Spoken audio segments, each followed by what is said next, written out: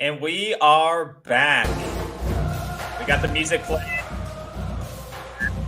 We are here. Let it play. Let it play. Yeah! Play it. Playing. We got it playing. We're back. Welcome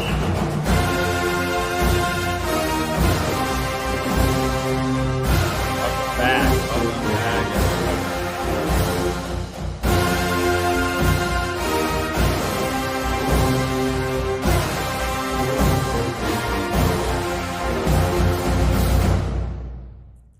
All right, welcome back, everybody. Woo! Welcome back.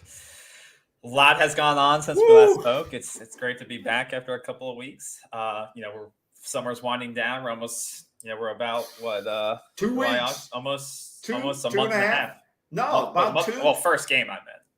First game. Practice 2, 3 exactly. weeks. But we're almost. August is the first game, so not too far away. We're back again with Sentinel Sideline 365. Thanks again for joining us. If you haven't already liked, you may not like what we have to say today, so you don't have to like the channel yet, but subscribe. You don't have to like it.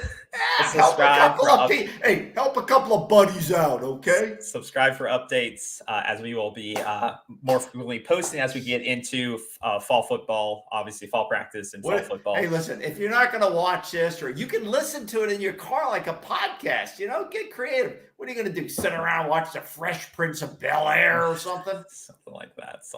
So how are things been on your side since we last spoke? Busy, very busy. It's amazing how quickly the time flies by. Had some family came by, oldest daughter, couple of the grands, and they like to play sports. So where I live, man, we hit it. We played golf like every day, go to the swimming pool. We played some pickleball. Anybody out there hasn't played pickleball? Great game. So we've been busy. Even had some Mexican food. Love that. Been busy. How about you, KB? Just working. That's working. You're on that little rat trap. Round and round and round. That's about it. And watching that 401k go like this. Well, there's some of that. Hey, buy that crypto. No, we're not financial analysts. Well, before we get into the fun stuff, I know there's, global news and things going on that we like to cover. Some channels don't like to do that, but I know you wanted to cover something before we dive in. Me? You're putting it on me. Before we go into Florida State football. What did you want to talk about today? What do you got? What do you got for me? There, that guy. Throw it up. That guy. Who's he look like? You remember that actor? What's his name? What was his name? So funny. Love the guy. Mr. Motivation. Chris Farley. Chris Farley. That's Chris. He possibly. That's Chris Farley. He's like an off-brand Trump. But he's a really diet brand Trump. He's really. If you watch some of the stuff he did during his political campaigns, he'd be like on one of those zip lines and crashing through stuff. He's like Chris Farley. He can go on Saturday Night Live and be Chris Farley. Boris Johnson, the UK Prime Minister. I mean, he's a major player, right? Yeah. He's a major player. It'd be like Nick Saban all of a sudden resigns from Alabama. He's one of the big 8, in the world. Mm-hmm. So he resigns today. You know what? Rightfully so. So. This is the same guy that was locking down all the UK bars. In the meantime, having private booze parties in the back room. The rumor is they were sneaking it in through suitcases and stuff, Then, of course, somebody leaked it out. What are they, stupid? Yeah. It's like bringing in hookers. No one will find out. Yeah, right. Give me a break. But, hey, listen, he's out of a job. And you know what? He may be the next director of the new ACC when it all falls apart. He could apply for the job and bring the old ACC, which is crumbling at this time, and he could resurrect it or bring in The Rock like the XFL, Yeah. So that's our guy. That's my take. He rightfully stepped down. Half of his own party members were resigning from government. Time to go. As he goes, you know what he said?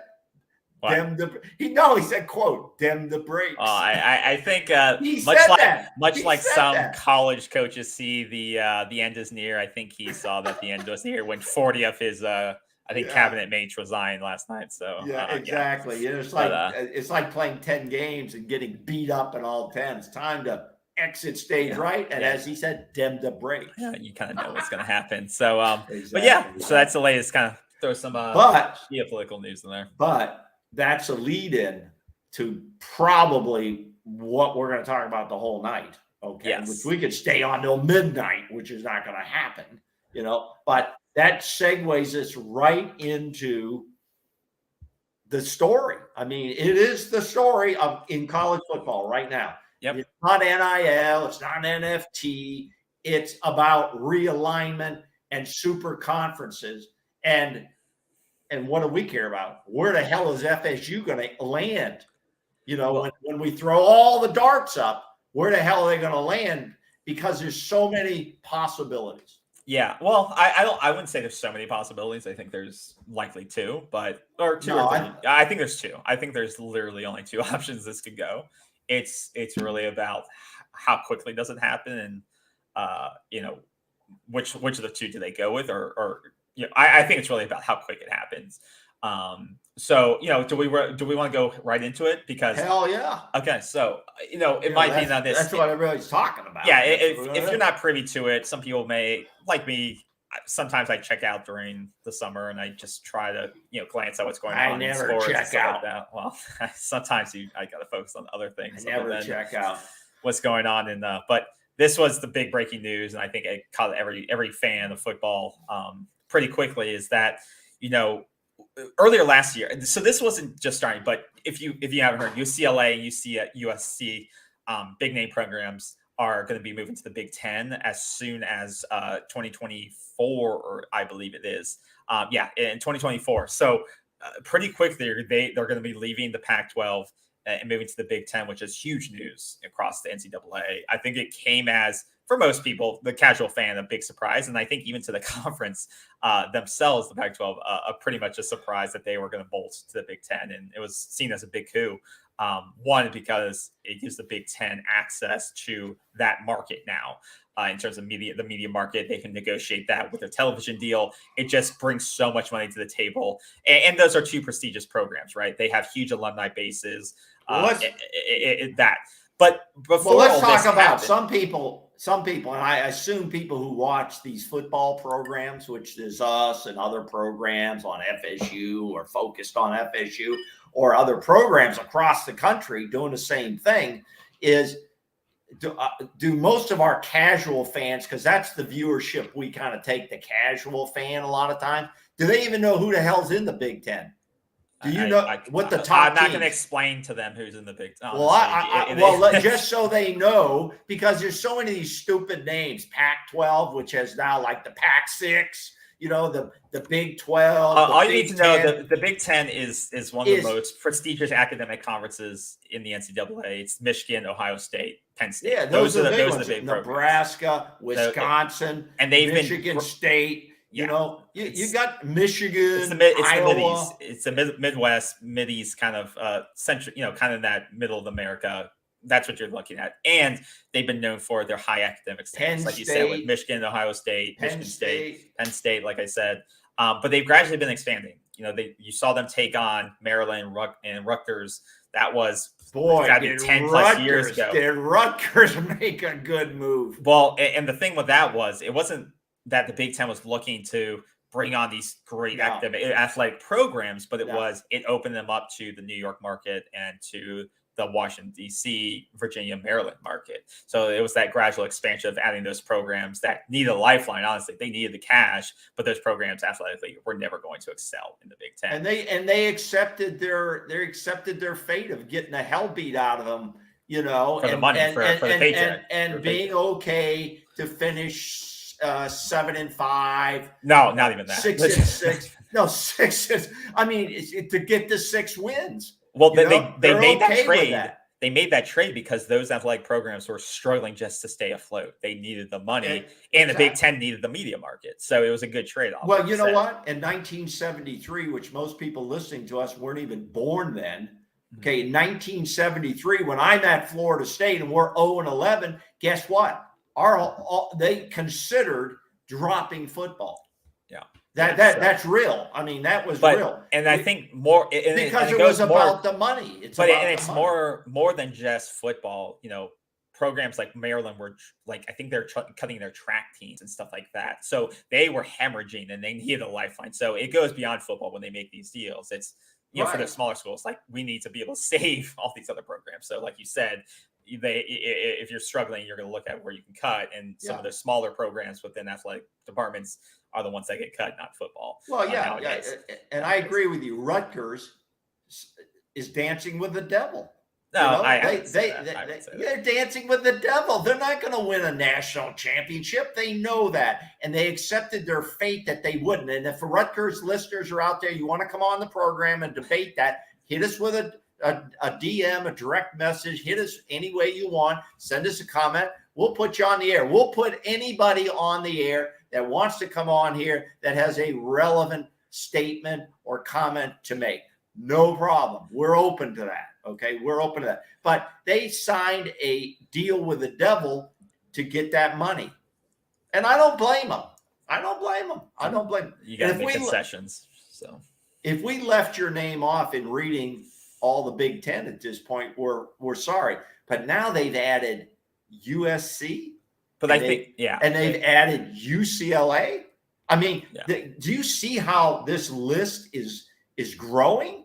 It's unbelievable now, because that leads us to the discussion is the super conferences that are being formed. And you already said it, KB, the whole story, and it has been forever. And I take us back to 1973 when Florida State was hemorrhaging money because their football program was in the toilet.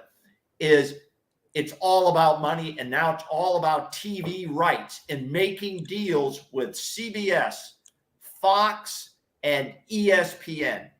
Did I miss someone out there? Yeah, and I've heard somebody say even Netflix wants in, Apple TV wants in. They all want live sports, and so this is what it's about: the deals that are being made and how. And the one thing we should talk about right off the bat is Florida State and some others that have been mentioned, okay, about the breaking up the ACC. Let's talk about the grant of rights. Well, I think we need to go back. I think we need to slow down, because we need to look back at when did this shift of realignment really begin? Because I think we're saying, oh, look, these two schools just left. Why how did this all of a sudden happen? But it wasn't. I don't think it was, in my opinion, Big Ten that, or they drew first blood on this thing. Texas and Oklahoma went to the SEC. Saying. You have to think of that was really the Texas A&M moves went that to happened. The SEC.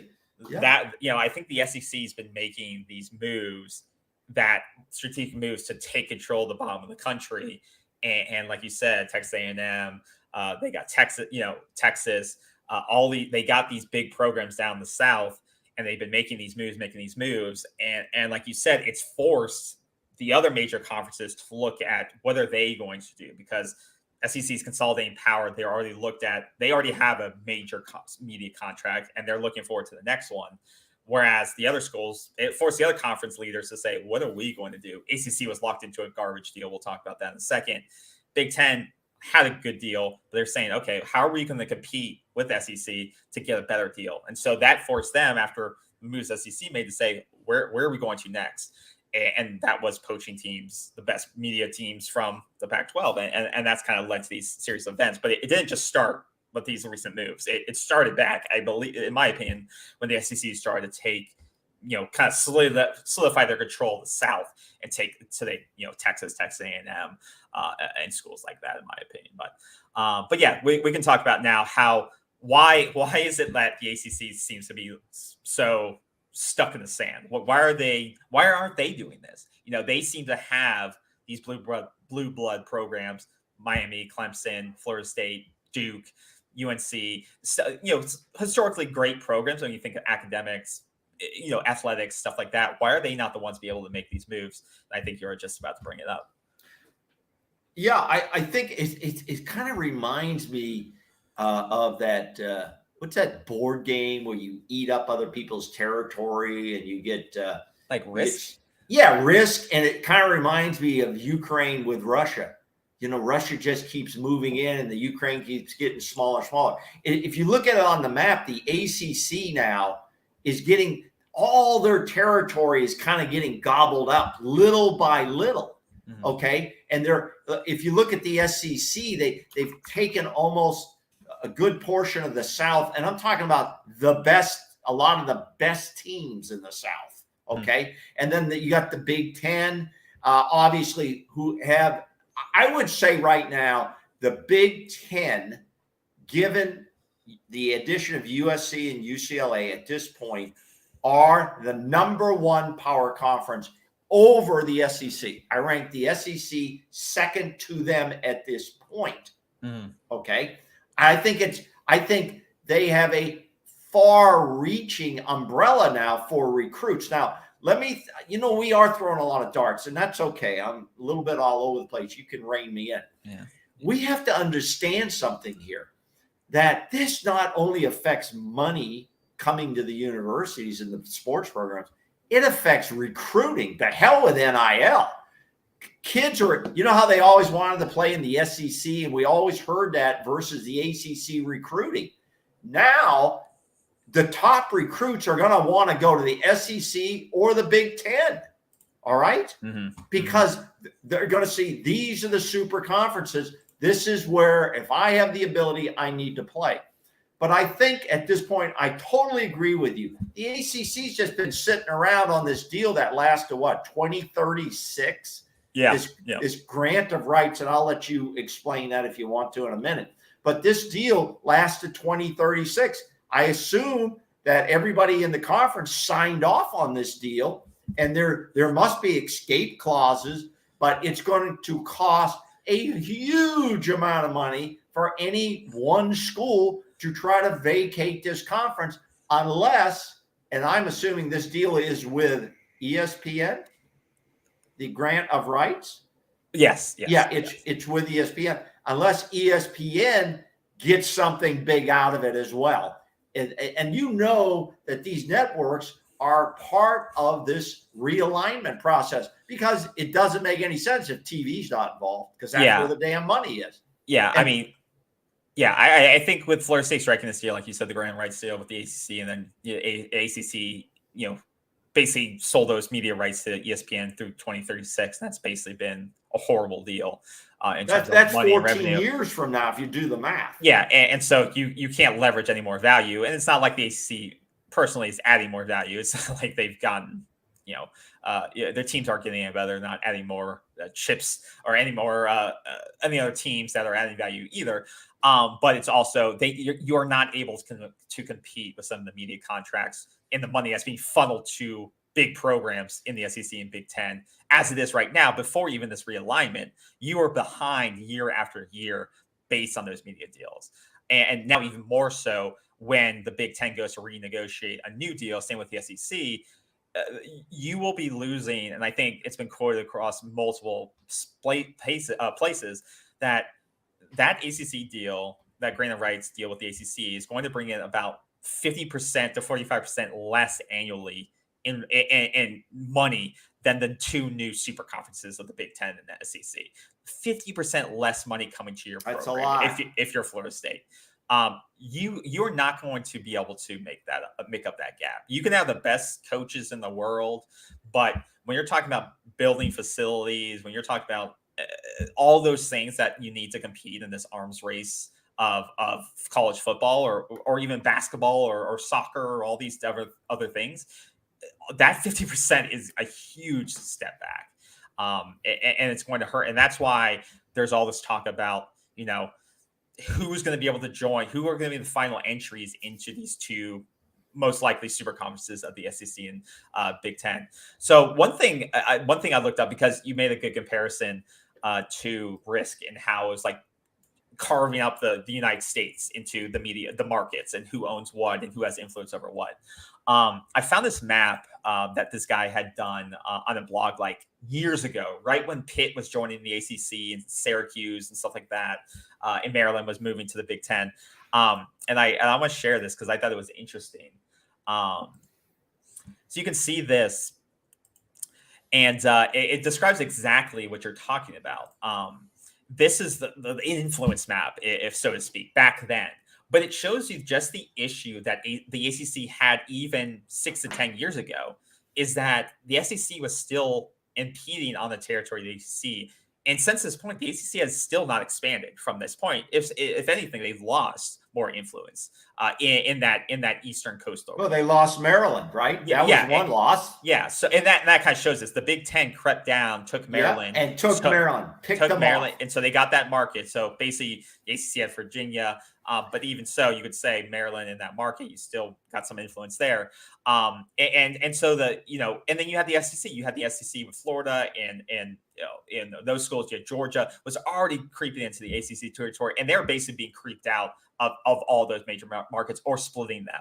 And the same thing with the Big 12. Big 12 was a dying conference, seen as a dying conference, and they steadily lost members to the SEC. And this red is probably expanded all the way through Texas now. And that conference is basically imploding. And so now with the Big 12 taking California from the Pac-12, make this blue. They are now Big 12 now has California. Now they're starting to conquer, and many do expect maybe Big 12 goes after Oregon and Washington as well, potentially, to take the entire Western seaboard, potentially, of California and Washington. So this map, I thought it was great that you brought it up, because you could see even back a couple of 6 to 10 years ago, the ACC and Big 12 were struggling, and it was only a matter of time before the SEC and the Big 12 kind of controlled the rest of this map. Yeah, I think I'm glad you threw that up, because in the game of risk, this is exactly what it is. And here's the ACC throwing their dice down and losing every time they throw. And it's their own fault, because when they lost Maryland, they didn't realize what the hell was going on. They didn't see the big picture that good business people see. Okay. No. And they didn't recognize that they needed to be proactive. They were reactive. And now they're in a position where I believe that they could basically go out of existence or crumble down to a very secondary role. Okay. Of smaller schools and so on. Because one of the things, and you're in the marketing business, so you understand this TV revenue and the markets and the media. One of the things, I want to throw out is this. Now, if you're ready, we're going to move into where does Florida State fit into this? Because that's what our listeners want to know. Yeah. Now, the first thing I have a couple of points here. One is where the hell does Florida State fit into this? Mm-hmm. We have to ask ourselves, is Florida State in a position of leverage where they can demand where they want to be? I don't think they are right now. It's not a demand. It's not a demand, but they're going to be one. Okay, let me finish this thought. That's the first question I want you to answer. Is what position is Florida State in now in terms of leverage? Because anything about negotiations, money-wise, or where you're going to end up is about negotiations. And I don't care if you're buying a car, a house, or whatever. It's what leverage do you buy? Is Florida State in a selling market, or are they in a buying market type of deal? One of the things that is important to understand is TV media markets. This is the first thing. So if we're in the Big Ten or the SEC, we're saying to ourselves, what does Florida State bring to the marketplace? Do you know what the ranking for TV media, the latest marketing data is for the Tallahassee, what they call Tallahassee, Thomasville area is? You know where we rank in the country? I know. 107th. I mean, it's a small market. It's not a huge market, but it's a really small market. We're right next to Boise, Tyler, Texas, and Sioux Falls. That's where we kind of fit in right now for TV. So you say to yourself, is that leverage? No, that's not leverage. You know who has more leverage than that? Syracuse. They're in the New York market. Okay. Now, wait a minute. Let me show you. I'm just saying that is not a leverage point for us to go into negotiation with. Would you agree with that? Just on that point. Somewhat. Okay. The next thing is our program is on the down right now. We're in the down and we're in a gray zone. Okay. That's not a leverage item for us. And a lot of people may not like what I've got to say, but you got to ask yourself, is he being honest? We are honest on this program. We're not going to sugarcoat it. And we love Florida State and we love the program and we're big supporters and I'm an alumni. Okay. So no leverages on those two pieces right there. Here's what brings us the leverage. Branding right there, right? You see that? Right there. Yep. 2013 national champions. That brings us leverage. We have a brand name. We have this guy on a cereal box. How many people have the Bobby Bowden cereal box? Never been opened. Okay. Look, because of this guy, we bring some leverage. Yeah. Because of this national champions. That's what brings us three, right? Yeah. Three. 3 national championships brings us a brand and one of the greatest pregame shows with the spear and everything else. It brings us that brand. That gives us our leverage because we will find a place in the new realignment. I'm just not sure where we fit best. Either one will give us national presence, which we already have recruiting wise, but this will cement it for us. And I believe that national presence comes better with the Big Ten than it does with the SEC. But the odds are we'll end up in the SEC because of geography. That's my take right now. Yeah. I think you make up bring some okay points there. Okay. Well, some I disagree with. Well, let's hear it. Yeah. So I think there's a couple of things.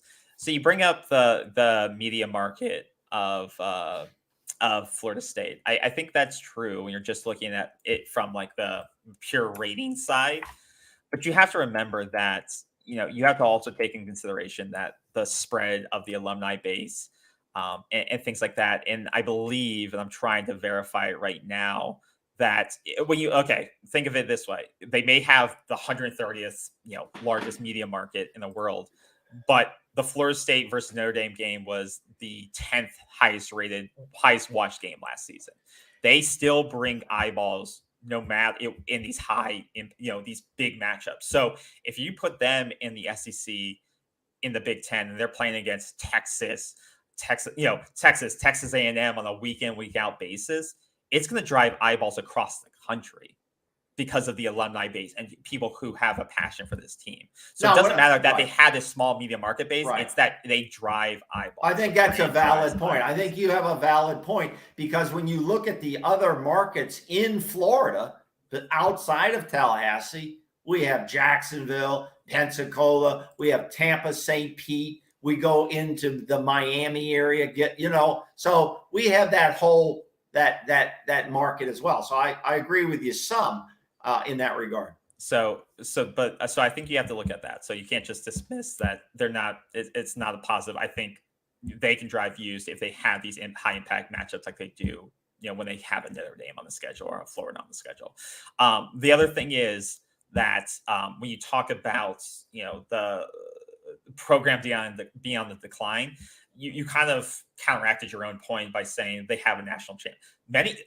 How many unique schools have a championship within the last 10 years? Not many, right? So Florida State still has the luster of having won a national championship within the last 10 years. They still have players that are in the NFL highlighting day in, day out. Your Dalvin Cooks, your Jim Bows. You have everybody remembers Florida State. Exactly. That's what I'm saying. So they still have. It's not like it's been 20 years and there's been 7-5 for the last 10. Right. So the program isn't where it was, but at the same time, you don't have people still remember them winning the national championship. Within the last decade, and not many programs can say that they won a national championship as of that recently. So I think they still have with your last point was the brand. The brand still carries weight, and not many of the other programs. There's not other 8+ other programs that these conferences can add that can say, A, we've won the national championship. B, we can drive 7 million eyeballs to a game, a matchup across the country. And so I think those combination of things still puts Florida State in a position of saying, well, who's going to take us? Now, you've made up the point of, well, Big Ten would be the better fit, there are some negatives and positives to that. I don't think, like I said before, Big Ten is a very highly academic conference. And I don't think there may be some issues with that. One of the issues that's brought up is that Florida State is an AAU university, which I believe. What the hell does that mean? So basically, an AAU university is like an accreditation on the university. Yeah. So it's basically every talking about every university within the Big 12, except for Nebraska, who was just added. To the conference. It's the Association of American Universities. It's basically a membership or affiliation where you get certified. And basically 13 of the 14 current members of the Big Ten are members of that, have that affiliation with that organization. And Nebraska was a member, but it got expelled because they didn't meet the certain requirements of it. So they're the only school part of the Big Ten that did not. So people are thinking that if Florida State were to try to get added, that the member schools would basically push back because Florida State does not. I don't think that's going to be an issue. Well, I think it may be because it is a highly academic conference. I think they can pull other programs in if they want to, like an Oregon, if they're I don't know if Oregon's AAU, but they could pull in other schools. What do you have to do to get certified? Like I said, I think it could be I've never heard to your point, if they could pick between Notre Dame and Florida State, they're going to pick Notre Dame. No doubt. That's there's no doubt about that. We're going to lose that arm wrestle. It's going to be over quick. Yeah. So and the only reason I bring up AAU is because it came out as an ESPN report from a guy named Adam Rindberg, who reported last summer that the conference is only interested in adding schools that have that AAU criteria met outside of Notre Dame. So, why don't they add Duke then? Well, do you know if they're an AAU school?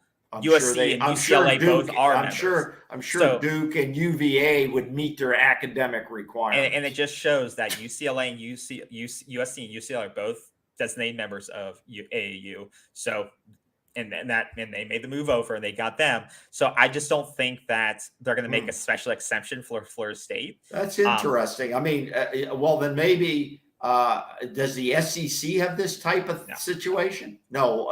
So basically we're saying that all these other schools are subordinate academically to the Big Ten. I would definitely think that. I mean, you have Northwestern, you have Michigan, you have some, not all great athletic schools, but you have some powerhouse academic schools versus your Florida. Yeah, I'm not saying all these schools are crap, but I'm saying they're known for a higher level. I think Florida State can hold its own academically with Iowa, with Ohio State, with Nebraska. Nebraska is not part of it. Wisconsin. I think we can hold Michigan State. I think we can hold our own academically with those folks. I think it's a very interesting point that nobody's ever heard of, and I appreciate you bringing it up. But I think that is one of the caveats that would basically be a precursor of them not going to the Big Ten.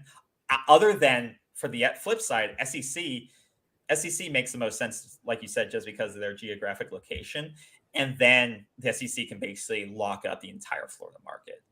With Florida State, and if they get Miami into the package, which makes most sense. they lock all the big schools up. They lock up the market.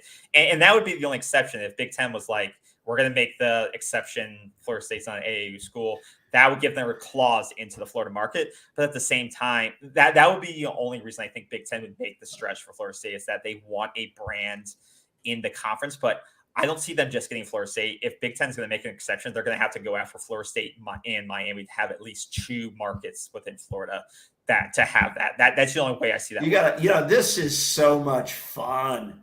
Can you imagine every day these guys are going into work, and let's say the Big Ten guys, they're sitting around now, this is all they're talking about.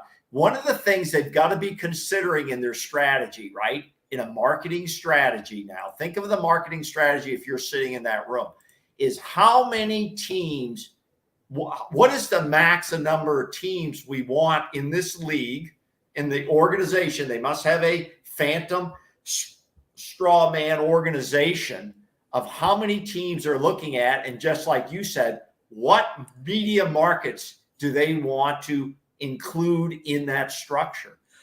How many teams they want to go to? 36, 48? Not what they want. It's not what they want. It's what are the networks going to want? So because the networks ultimately are in it to create as much money as possible. Yeah. Who can they sell the Big Ten network to? Who can they sell the SEC network to? Because they want to create this super structure of playoffs, I think. No. You don't think so? Like an NFL structure almost? The whole playoff committee, stuff like that, that's a whole different organization. Obviously, but part of it, I see what you're saying, but the value of it. Yeah, because eventually, there's 3 different parts of this. The first thing, like you said, is they're thinking of who can we put to make, basically bundle up to say, this is who we have now. This is the value we bring. Now pay us 2x what you paid us before. That's the first thing. The second conversation is, okay, now that you have these schools, or you have 20 teams per conference in the Big 12 or the Big 10 and the SEC, now what happens with the playoff structure? Now, do the Big 10 and SEC say, hey, playoff committee, we now have super conferences. We need to fix the way the playoffs are done, because now there's only 4 teams that go to the playoff.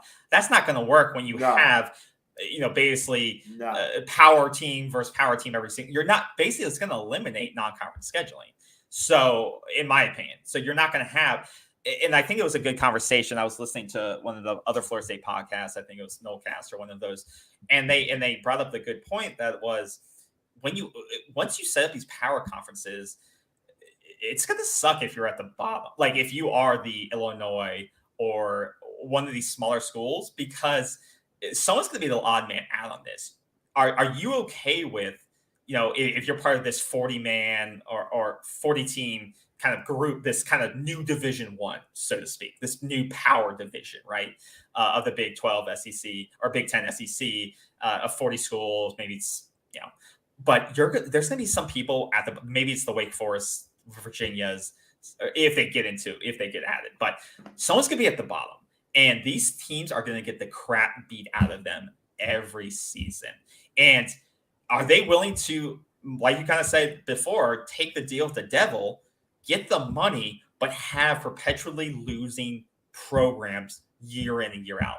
Because unlike, and brought up the great example of, unlike the NFL, where if you suck, or the NBA, where if you suck, you have the best odds of getting the first round pick. You can rebuild through, the NFL draft or the NBA draft, or you can trade players. Or we have the portal. But it's not the same as No. So, but you have the ability. If you're last, you can rebuild.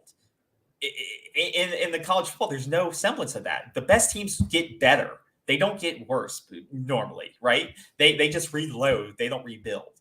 And so if you're one of these teams that's like the mid-tier teams that is going to be joining the super conference, you have to be willing to say, is it in my best interest to be applying to get into the super division, or is it better for me to be on the outskirts of it in like the weaker division, whatever new Division II is going to look like, and have a somewhat profitable maybe program, but we winning consistently and be kind of the odd man out. So I think that's you mean be like North Dakota State? No, kind of like Division II.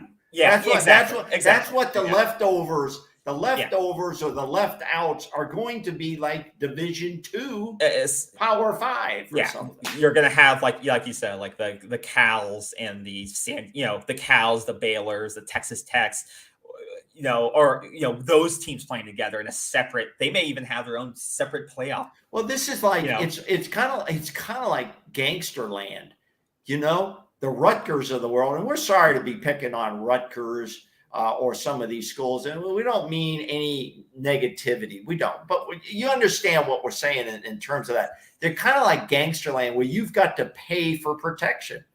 You're kind of a weak store owner, but if we come in, we want to do something different, you're going to have to comply, or you're not going to get paid. You're not going to get paid for our protection.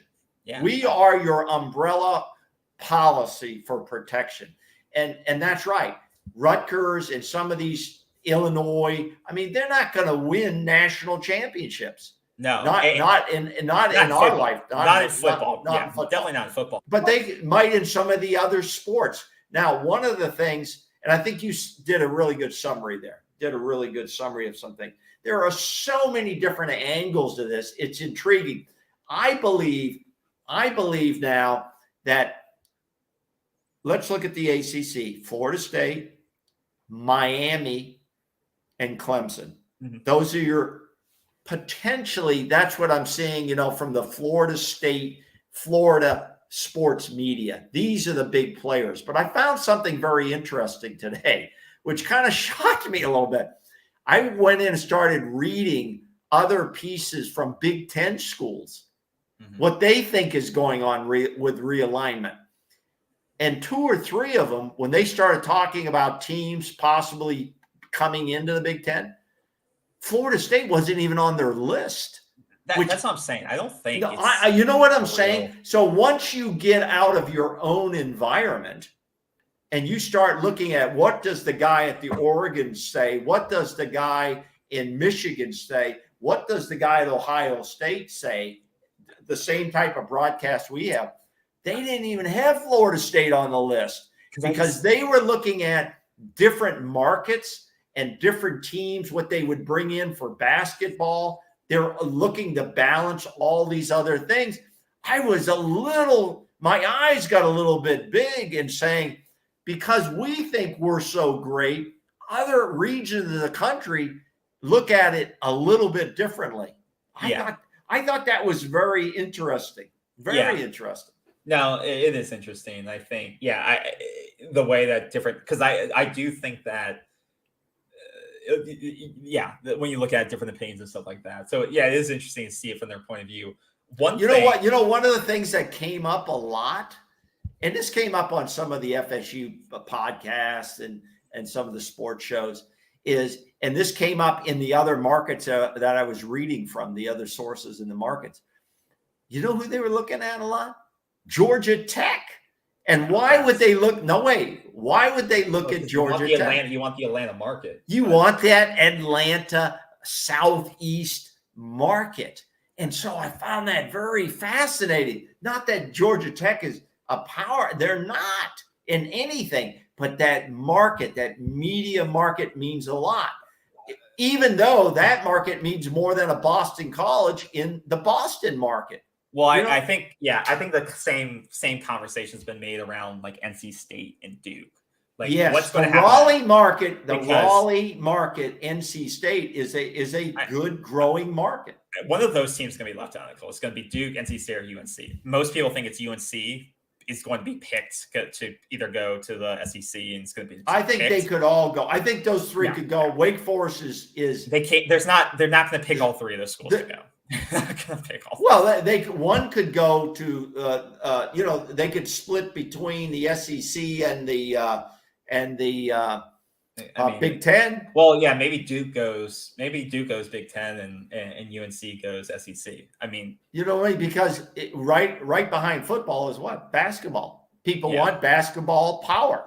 This is about the power and having the elite now in football and in basketball. And Duke is an AAU school. So, they could They would make the most logical sense to make the move. And Big Ten is historically as well a power, both football and basketball conference. So the SEC really, they do have their years. Look at Vanderbilt. Now, they've had a couple of good years recently, but Vanderbilt was the doormat. But they're a great academic school. Try to get into Vanderbilt. They're like the Wake Forest. They're like the Wake Forest. They're the Wake Forest. So Wake Forest, I think the ACC is going to crumble down to a smaller conference. Then they'll start bringing in some other teams that can't get into these. They can't unlock the big boy doors. So I like this. That's how this is going to play out. I like this that you shared. A guy named Kyle Umlang on Twitter shared this.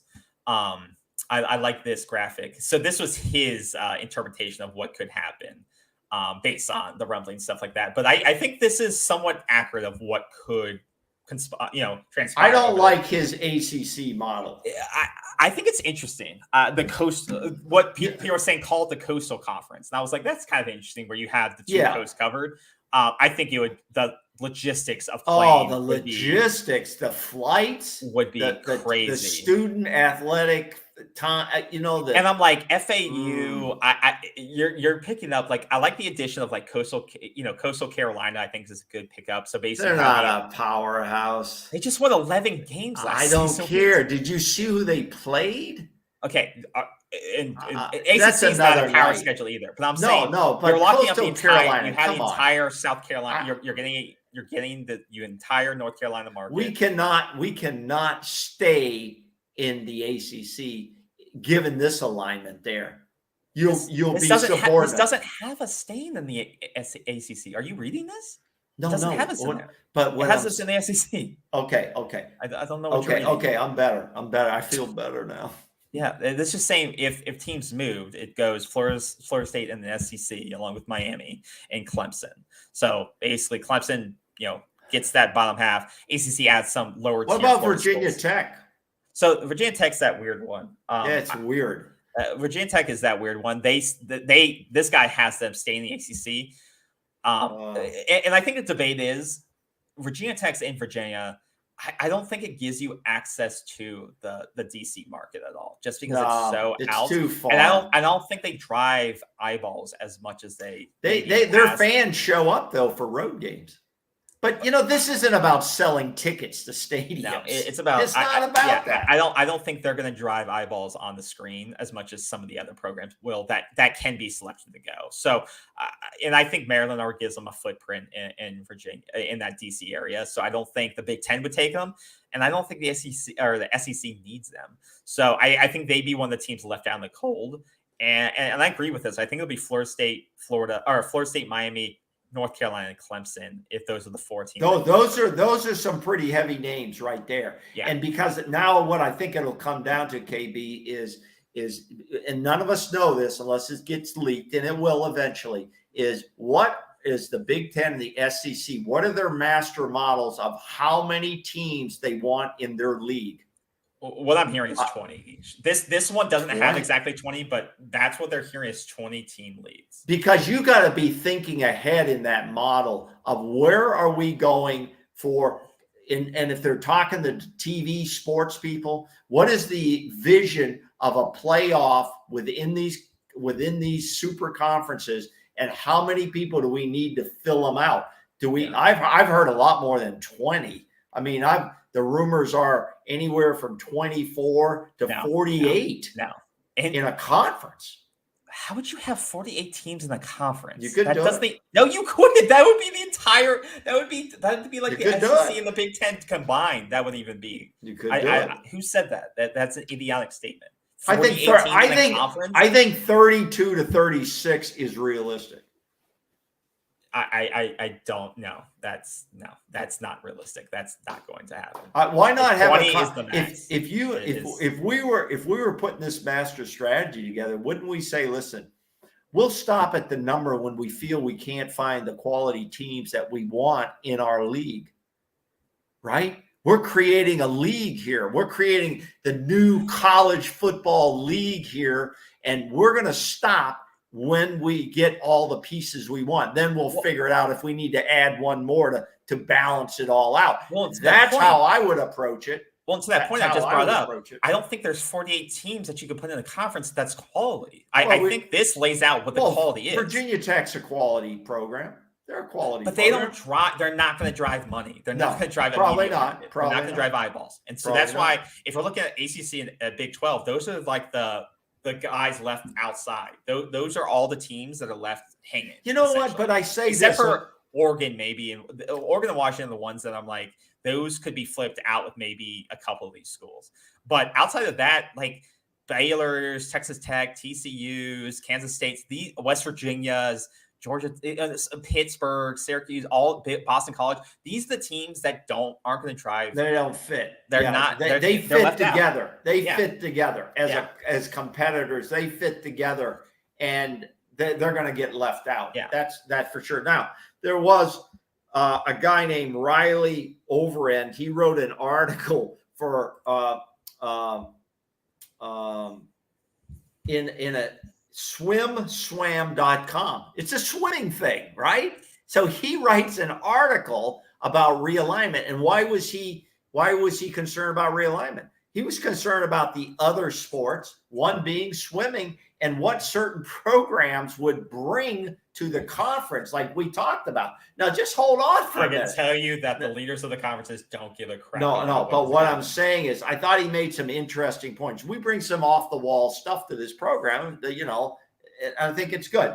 But he said, in his estimation, here's what he saw. He saw that the most viable ACC teams are UVA, UNC, FSU, and Clemson. Those four right there. Okay.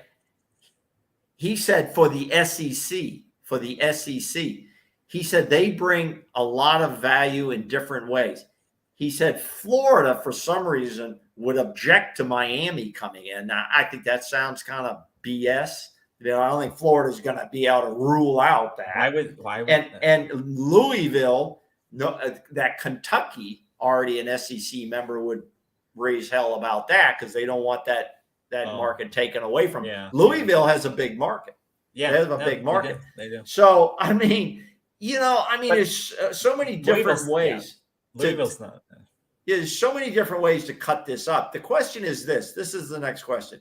How soon is this going to? First of all, can any ACC team bolt from the conference and not get sued in court or have to pay huge sums of money? We're talking millions here. Well, that's the thing is, I think it's what I've read is that they're obviously looking for loopholes into how it could work. I think one of the things I read was there may be a way where somehow like Florida State could join another league and then pay off like a percentage of the penalty of leaving or what they would, because basically if they were to join another league, I think the contract clause is they would have to pay the revenue earned in that new league back to the ACC somehow. Like it's some revenue share thing, but basically they have to pay back, the loss of that for somehow. But I think it's somewhere where maybe the conference, media contract would cover the fee of leaving for Florida State over across a number of years, or it'd be a percentage they would cover to kind of cushion that blow of that contract clause. So I think regardless of how tight that contract is with all these schools, because there's going to be multiple schools wanting to leave. It's not just Florida State. If it was just Florida State, I'd say they'd be screwed. But I think it's multiple schools, and I think the ACC knows that they don't really have they don't have a leg to stand on. They have a horrible contract. They're about to get lapped. I think they know that landscape's changing, and there's nothing they can do about it. Other than people float, they can merge with the Pac-12, and the Pac-12 just lost two major programs. They don't have much left there. So that's I don't see Florida State going to the Pac-12. I see them going to the Big Ten, or they're going to go to the SEC. That's where it's going to happen. Now the question is, how quick is it going to happen? I think Florida State is ringing this bell internally that this is their priority. How the hell do we get out of this ACC? How do we get in there? And I think they're looking at this. Is it do we have better leverage by ourselves, or are they trying to get together with Clemson and Miami and maybe UNC to try to make a package deal? It's all or nothing. It's all or nothing. You might have more leverage to say all or nothing if everybody will stay together. Okay. And what do you think? Do you think it's all or nothing, or do you think they're all fighting for their individual independence on this thing? I believe they're talking both ways. I definitely believe they're showing face and saying we're as a group, but I also think that they have to be talking for themselves to say, well, if Clemson doesn't want to come, we're definitely still in. So I think they're stronger in numbers. Obviously, I think if they can say us, Clemson, Miami, and UNC are together in this, and we're going to see it through the courts, and we're going to move because the SEC has agreed to take us all. Then I think they're stronger numbers that way. But if the SEC has kind of set it on the side, we don't want UNC.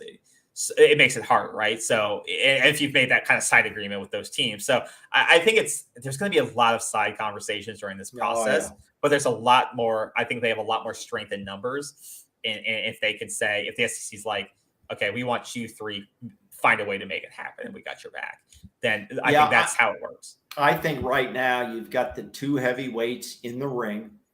You got the Big Ten, and you've got the SEC, and now they're trying to gobble up the remaining big boys out there, and lock them up. And I think this move is gonna take place quicker than we think.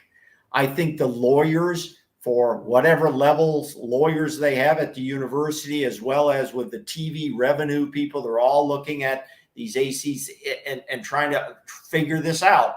But I believe we're going to hear something, God, I want to say within 6 months. Maybe. I think you'll hear rumors and stuff like that, but I think something's going to have to be done within the year.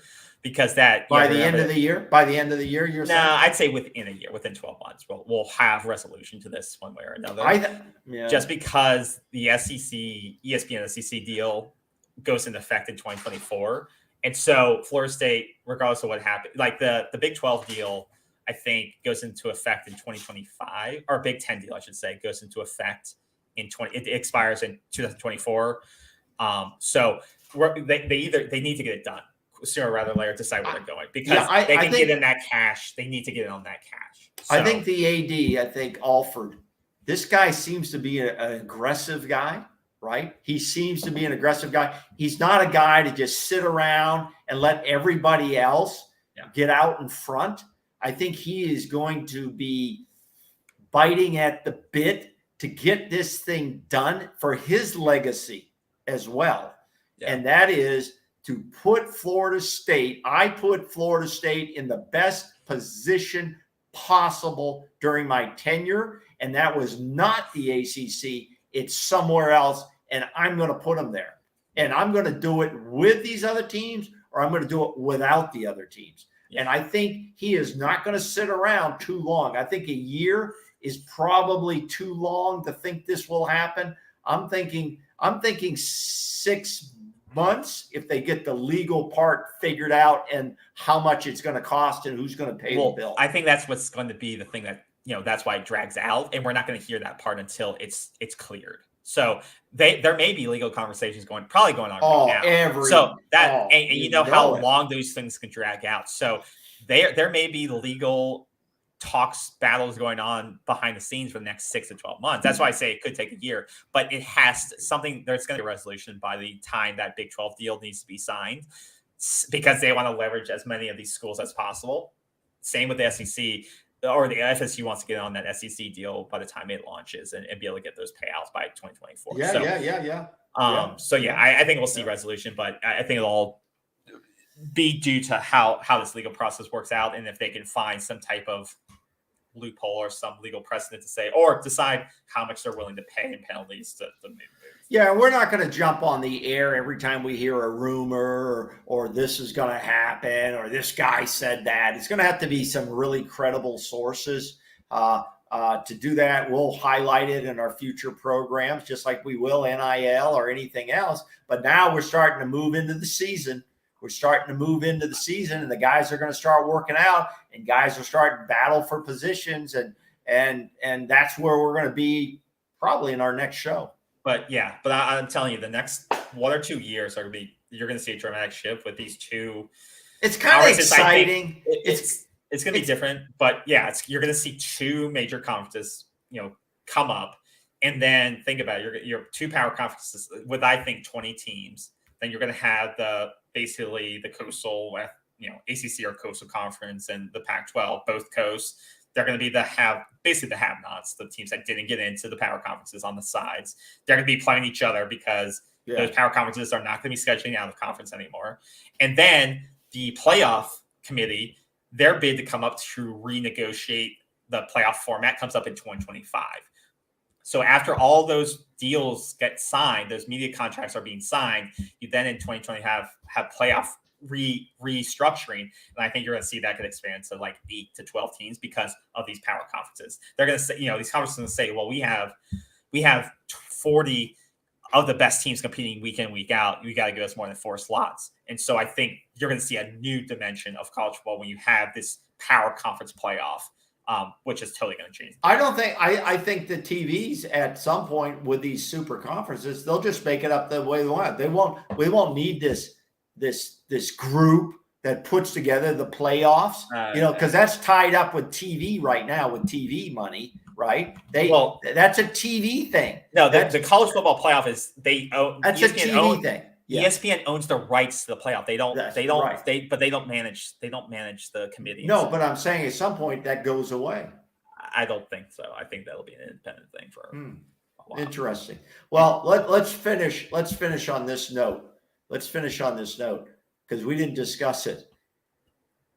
Notre Dame, unbelievable. These guys, this is the power and the leverage. You talk about power and leverage. They are a major independent in a loose association with the ACC for all sports except football, which they kind of played an ACC schedule, which sucked for them. They know it.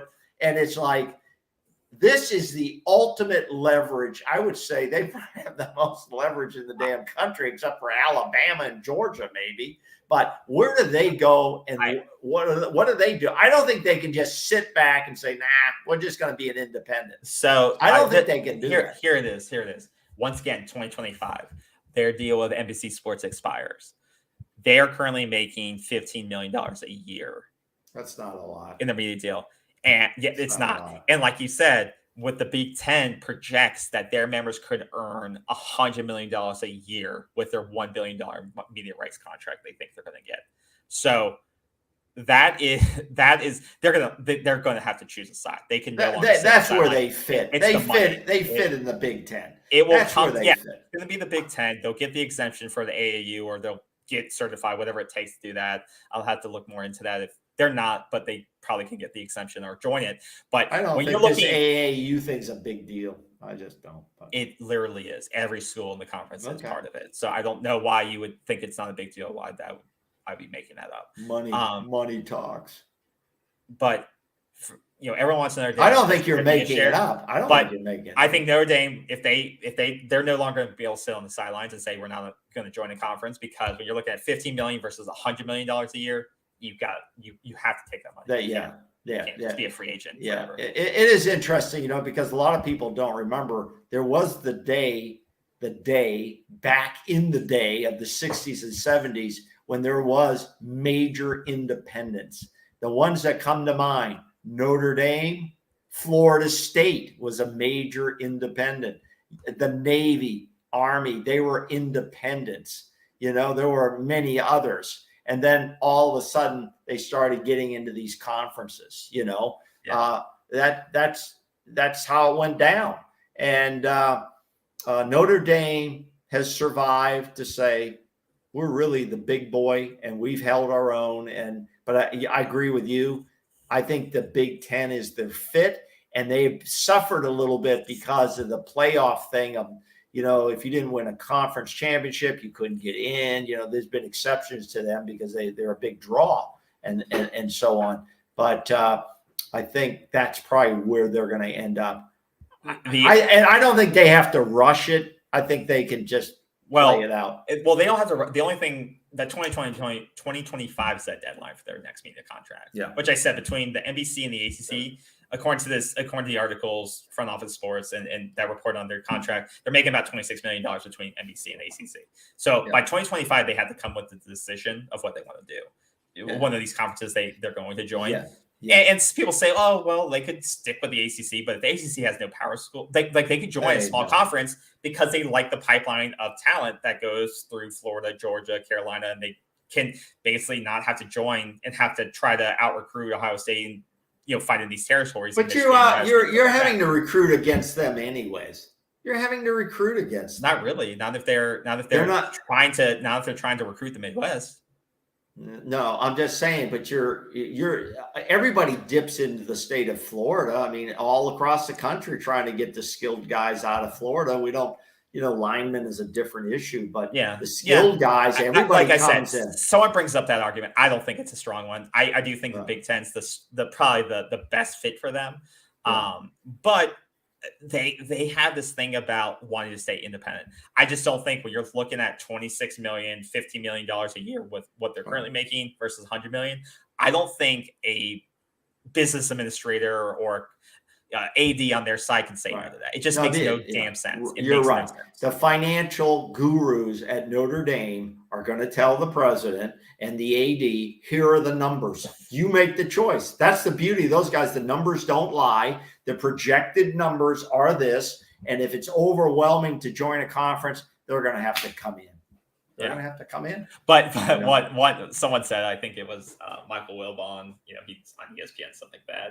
Right. He's like, one of the things he said on I think his show was that he would love to see, because I think he's a Northwestern guy. He would love to see, Notre Dame. He's funny. I like it. Yeah, he has this. Notre Dame's always a stance of we're not joining a conference or fully committing to a conference.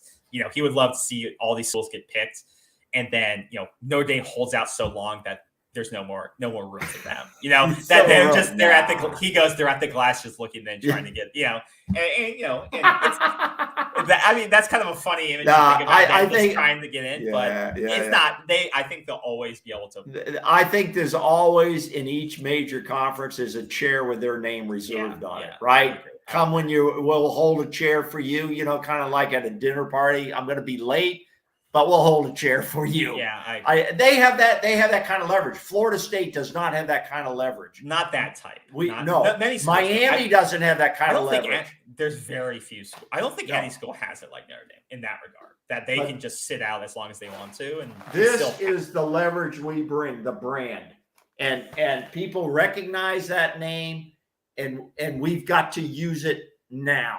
Yeah. We've got to use it as soon as possible. The lawyers probably are busting their ass to try to figure it out. I don't think there's going to be some magic loophole that you can just leave. I don't think that exists. No, it's going to be some sort of. It's going to be a buyout, and somebody who pays. Florida State pays. The TV pays. The conference helps pay it out from where they're going. Something, but it's going to. I think it'll happen in the next 6 months. We'll hear something, because the last thing.